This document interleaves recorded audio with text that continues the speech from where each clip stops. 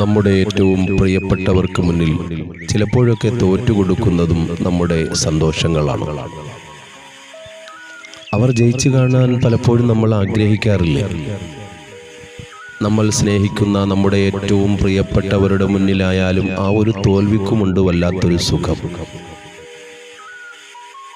അത് മക്കളുടെ മുന്നിലായാലും, ഭാര്യയുടെ മുന്നിലായാലും, ഭർത്താവിൻ്റെ മുന്നിലായാലും, മാതാപിതാക്കളുടെ മുന്നിലായാലും, ആത്മസൗഹൃദങ്ങളുടെ മുന്നിലായാലും അവരൊക്കെ വിജയിക്കുമ്പോഴുള്ള ആ ഒരു സന്തോഷം നമുക്കും സന്തോഷം നൽകാറില്ലേ? ചില തോൽവികൾക്കുമുണ്ട് അങ്ങനെ ഒരു സന്തോഷം.